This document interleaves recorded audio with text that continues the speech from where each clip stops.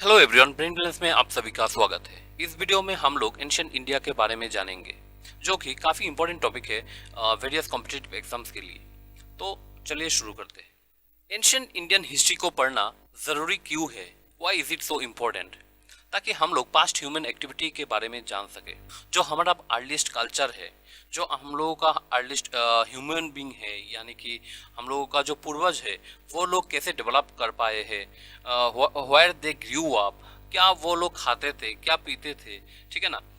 वो लोग कैसे नेचुरल रिसोर्स का यूज कर पाए हैं। नेचुरल रिसोर्सेस यानी कि मेटल, स्टोन, फॉरेस्ट, सोयल, इन सब चीज़ों का कैसे वो लोग यूटिलाइज कर पाए, कैसे डिस्कवरी किया गया है, ठीक है। कब वो लोग एग्रीकल्चर को स्टार्ट किया था, ऐसा तो नहीं कि एक ही दिन में स्टार्ट हो गया था, ठीक है। डेवलपमेंट के साथ ही हुआ था ये सब। कब कहाँ पे वो लोग विलेज सिटीज बसाए थे, ठीक है।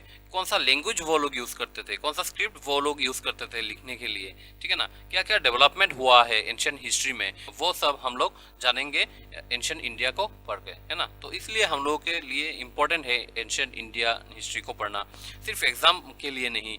हम लोगों का जो पूर्वज है वो लोग क्या करते थे, कहाँ से आए थे, ठीक है, ये सब हम लोग जान पाते हैं। एंशिएंट इंडियन हिस्ट्री को तीन भागों में बांटा गया। पहला है pre history, next one is proto history and third one is history. Now what is pre history? Pre history उस काल को कहते हैं जिस काल का कोई लिखित प्रमाण या फिर कोई लिखित रूप नहीं है, ठीक है। तब हम लोगों को प्री हिस्ट्री के बारे में कैसे पता चलता है? वो है आर्कियोलॉजिकल एविडेंसेस से। आर्कियोलॉजिस्ट क्या करता है? आर्कियोलॉजिस्ट डिगअप करता है या फिर एक्सकेवेट करते हैं अर्थ सरफेस का, और फिर डिफरेंट तरह का टूल्स, पोटरी, ऑर्नामेंट्स, ये सब चीज़ें निकलते हैं, और फिर इन सब चीज़ों का स्टडी करते हैं, एक्सपेरिमेंट करते हैं। फिर हम लोगों को पता चलता है प्री हिस्ट्री के जो लोग थे वो लोग किस किस तरह का टूल्स यूज़ करते हैं, किस तरह का पोटरी यूज़ करते थे, ठीक है। प्री हिस्ट्रियन लोग जो थे वो लोग सिविलाइज्ड नहीं थे। इसका मतलब क्या है? इसका मतलब है उन लोगों के पास कोई भी स्क्रिप्ट नहीं था जिससे कि वो लोग रिकॉर्ड रख सके, कोई भी राइटिंग कर सके, ठीक है। उन लोगों के पास कोई भी स्क्रिप्ट नहीं था, तो इसलिए बोला जाता है, ठीक है। वो लोग बेसिकली हंटर और गैदरर हुआ करते थे। They used to hunt animals, they used to gather various parts of the plant like fruits, roots, ये सब वो लोग खाते थे, ठीक है। वो लोग बंजारे थे, एक जगह से दूसरे जगह घूमते थे, क्योंकि they had no knowledge about cultivation. उन लोगों को कल्टीवेशन, हाउसिंग या फिर पोटरी के बारे में कोई भी नॉलेज नहीं था। इस कारण की वजह से वो लोग एक जगह से दूसरे जगह घूमते हैं डिफरेंट कारणों की वजह से, like in search of food, due to season changes. जब भी सीजन में चेंजेस आते हैं तब वो लोग एक जगह से दूसरे जगह जाते थे। शेल्टर के लिए वो लोग एक जगह से दूसरे जगह शिफ्ट होते रहते थे, ठीक है। तो इन कारणों की वजह से वो लोग एक जगह से दूसरे जगह शिफ्ट होते थे। ये था बेसिक सा पॉइंट प्री हिस्ट्री के बारे में। हम लोग आगे की स्लाइड्स में विस्तार में जानेंगे। Now what is proto history? ठीक है, प्रोटो हिस्ट्री क्या है? It is the period between pre history and history. Pre history और हिस्ट्री का जो बीच का काल है उस काल को हम लोग कहते हैं proto history, right. Now if I give an example of proto history, then it is an Indus Valley civilization, ठीक है, जो कि भारत का प्राचीन सभ्यता है, ठीक है। उस इंडस वैली सिविलाइजेशन के जो लोग थे उन लोगों के पास स्क्रिप्ट हुआ करते थे जिनसे वो लोग लिखते थे, ठीक है। लेकिन आज तक किसी ने भी उन स्क्रिप्टों का मीनिंग जान नहीं पाया है, ठीक है। किसी ने भी उन स्क्रिप्टों को डिसिफर नहीं कर पाया है, ठीक है। अगर हम पीपल की बात करें तो वो लोग they believed in permanent settlement. वो लोग एग्रीकल्चर करते थे, ठीक है, कल्टीवेट करते थे लैंड, ठीक है ना। तो ये है प्री हिस्ट्री और प्रोटो हिस्ट्री के बीच में बेसिक सा पॉइंट, और आप लोग बोल सकते हैं डिफरेंस, ठीक है। नाउ हिस्ट्री क्या है? What is history? As we all know, history is the study of past. Okay. जिस काल का लिखित प्रमाण है, जिस काल का लिखित प्रमाण है उस काल को हम लोग हिस्ट्री बोलते हैं, ठीक है। नाउ हम लोग प्री हिस्ट्री के बारे में बात करते हैं। प्री हिस्ट्री जो कि सबसे फास्ट पार्ट है एंशिएंट इंडियन हिस्ट्री का, ये तीन भागों में बांटा गया है। पहला है stone age, next one is chalcolithic age and third one is iron age. ठीक है, स्टोन एज क्यों कहा जाता है? स्टोन एज के जो पीपल थे वो लोग जो टूल्स यूज करते थे, जो औजार यूज करते थे, उन टूल को स्टोन से बनाया गया था, इसलिए उस एज को स्टोन एज कहते हैं। स्टोन एज का 3 डिफरेंट पार्ट है, ठीक है ना। फर्स्ट है palaeolithic, next one is mesolithic and then neolithic. Palaeolithic को ओल्ड स्टोन एज भी कहते हैं, मेसोलिथिक को मिडिल स्टोन एज भी कहते हैं, है ना, और उसके बाद नियोलिथिक को न्यू स्टोन एज भी कहते हैं।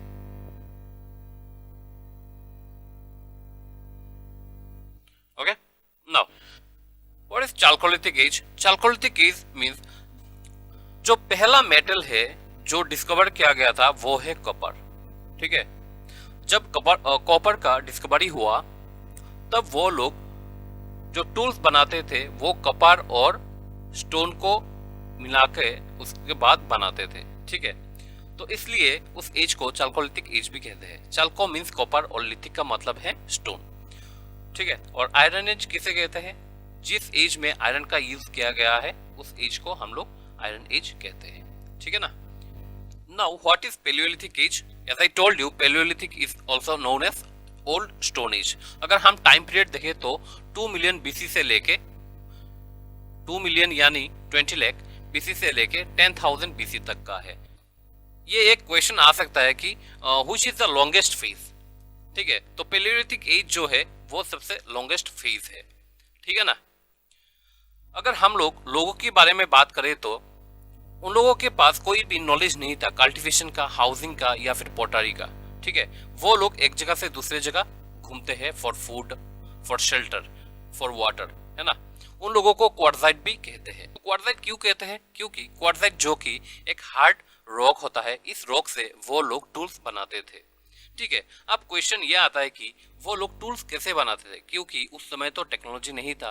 तो एक मैं डायग्राम ड्रॉ कर रहा हूँ, देखिए एक पत्थर है और वो लोग क्या करते हैं और दूसरे पत्थर लेके इस पत्थर पे प्रहार करते हैं।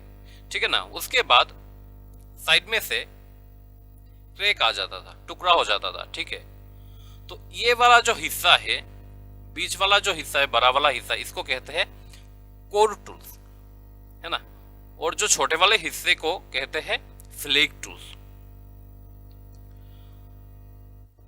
कोर टूल्स बड़ा होता था, ठीक है, और इस बड़े टूल्स से वो लोग शिकार किया करते थे। ठीक है, पेलियोलिथिक एज का 3 डिवीजन है। पहला है early palaeolithic age, next one is middle and then upper. Okay, जो अर्ली पेलियोलिथिक एज है उस समय जो जानवर थे वो बड़े आकार के होते थे, क्योंकि पेलियोलिथिक एज जो है ये एक आइस एज का पार्ट है। ठीक है, उसी समय जो जानवर होते थे वो बड़े आकार के होते थे, और बड़े आकार के जानवरों को शिकार करने के लिए बड़े टूल का होना जरूरी है। तो वो लोग कोर टूल का यूज करते थे। ठीक है, लेकिन जैसे जैसे क्लाइमेट चेंज होता गया वैसे वैसे फ्लोरा और फौना में भी चेंजेस आया है। तो जो फ्लेक टूल्स है वो मिडिल पेलियोलिथिक एज में यूज किया गया है। ठीक है, मिडिल पेलियोलिथिक एज में कोर का भी यूज किया गया है, लेकिन उसके साथ साथ फ्लेक टूल का भी यूज किया गया है। ठीक है, और अपर पेलियोलिथिक एज में और एक टूल्स आया है, वो है ब्लेड टेक्निक। ठीक है, जैसे कि ये एक पत्थर हो गया, दोनों साइड शार्प था इसका। ठीक है, तो इसको हम लोग कहते हैं blade technique.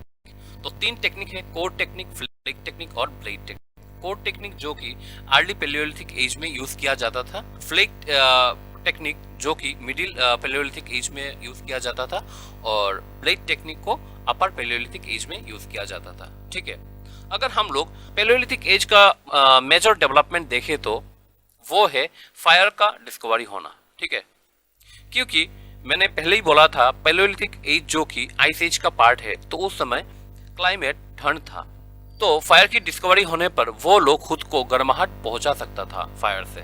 They could light up their caves, they can scare away predators, okay, and they could also cook up their foods. ठीक है ना। अगर हम डिफेंस साइट के बारे में बात करें तो पहला है सोहन वैली। सोहन वैली जो कि पाकिस्तान का साइट है। सोहनबली को हम लोग सोनबली भी बोलते हैं। उसके बाद आता है कश्मीर, डेक्कन प्लेटू, गुजरात, महाराष्ट्र, यूपी एम भीमबेटका। भीमबेटका जो कि एमपी में स्थित है, ठीक है, मध्य प्रदेश में। और भीमबेटका एक यूनेस्को वर्ल्ड हेरिटेज साइट भी है, ठीक है, आप लोगों को याद रखना है। ये एक केव शेल्टर है, मेसोलिथिक पीरियड का, सॉरी पेलियोलिथिक पीरियड का केव शेल्टर है भीमबेटका, ठीक है, और वहां पे केव पेंटिंग भी है, ठीक है ना। नेक्स्ट हम लोग बात करते हैं मेसोलिथिक एज का। As I told you earlier, mesolithic is also known as middle stone as.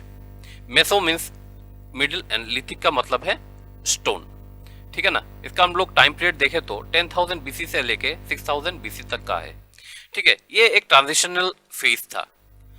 Mesolithic एक ट्रांजिशनल फेज था पेलियोलिथिक और नियोलिथिक का एज का, ठीक है ना। अर्ली मेसोलिथिक एज में लोग जो थे हंटिंग, फिशिंग और गैदरिंग क्या करते थे, लेकिन धीरे धीरे लेटर मेसोलिथिक एज में वो लोग क्या करने लगे, डोमेस्टिकेटिंग करने लगे। किस चीज का, डॉग, शीप, गोट्स का।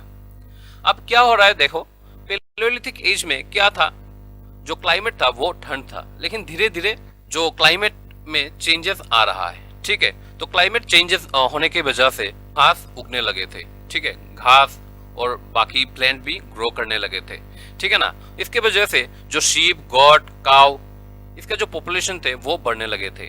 तो धीरे धीरे लोग क्या करने लगे, लोग ये सब जानवरों को पालने लगे थे, ताकि वो लोग फ्यूचर में उन जानवरों को खा सके, ठीक है।